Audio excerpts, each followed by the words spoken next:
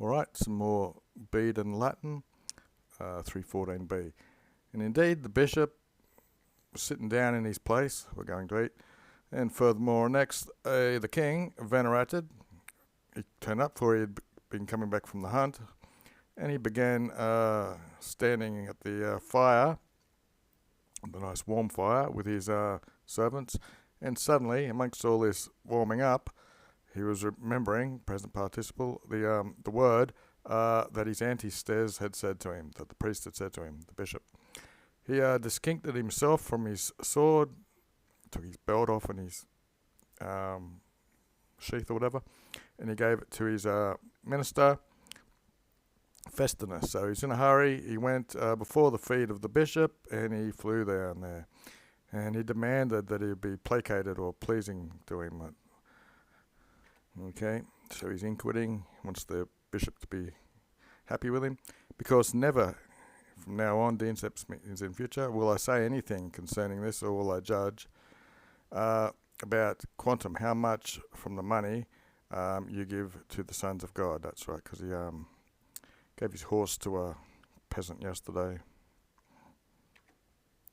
Which thing, the bishop seeing, he feared a great deal, for some reason, and he immediately exsurged. He got up and he lifted up the king, and he promised him that he was very placated with him, he was happy with him, while only, or provided only, that he sit down for the feast, and he or put down his sadness.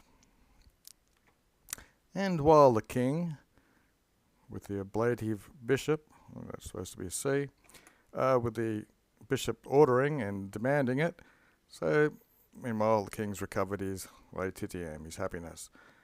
Looks like the bishop, he's began contrarily, he began a bit of grim sadness as far as a profusion of tears were made, which him, maybe, when his presbyter, one of his, some religious person, in his lingua patria, in his homeland tongue, which the king and the domestics did not know, he interrogated. He said, "Why are you lacrimating? Why are you tearful?" "Scio," he inquired, "I know," he said, "quia that the king will not victorious, he will not live for much more time," in the ablative. "For never before that I see,"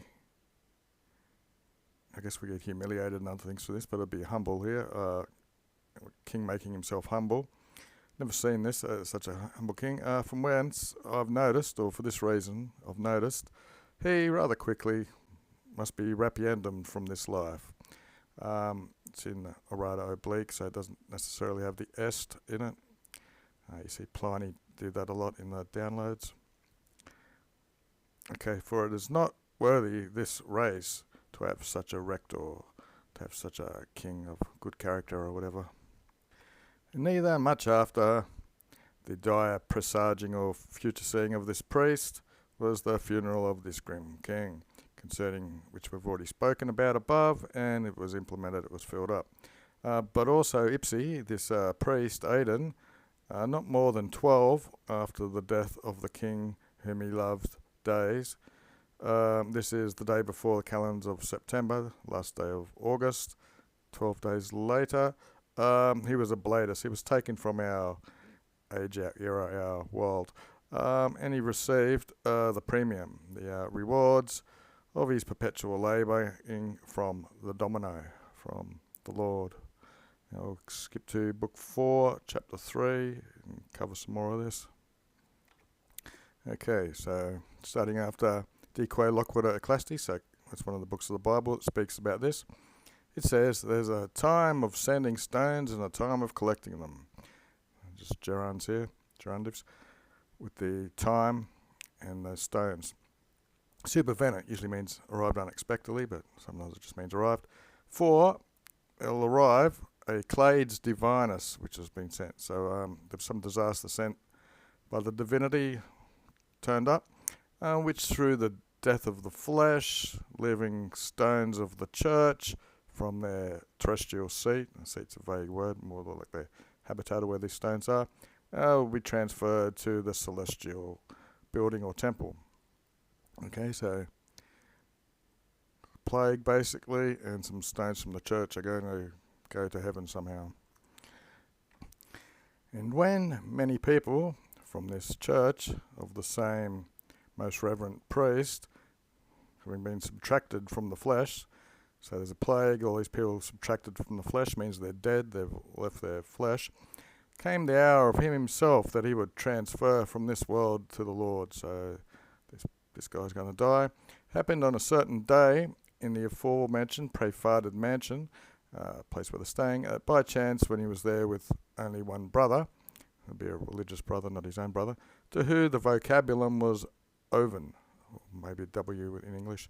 He was lingering there or staying there with the rest of Bede. They've reversed with the rest of his Sokis, with the rest of his friends, pro causa opportuna, they'd reversed to the church. So there's, I don't know, maybe every few hours they have prayers or whatever, so there's some sort of reason, a causa, and it's justified. And moreover, this same Oven bloke, he was a monarch, which is a monk of great merit and with pure intention.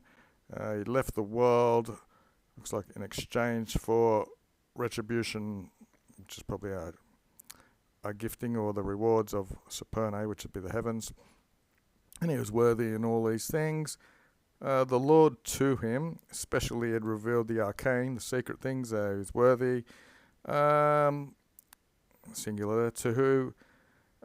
So people listening, the audience listening to him when he was narrating, they accommodated him with a lot of trust, basically. So people believed what he said. So daily dictionary, retributio. Feminine, third declension, punishment, which we get retribution in English, but it's also your recompense, whatever it is, repayment, your reward for a judgment. Okay, recompense. Okay, where the hell was I? Somewhere here. For he came with the Regina, another one of these medieval English words, Ethel de blah blah blah, who was a queen from the province of the Eastern English. And he was her primus minister. He was the first of her ministers, and he was at the head of her household. Basically, he was the guy in charge, the princeps, who, with his growing fervour of faith, so his faith was growing, he was disposed to, or decided to, abrinuntia, basically to renounce this world, the worldly world. And he didn't do this segnata. Segnata means slowly and sluggishly. So he made a bit of a change in his life.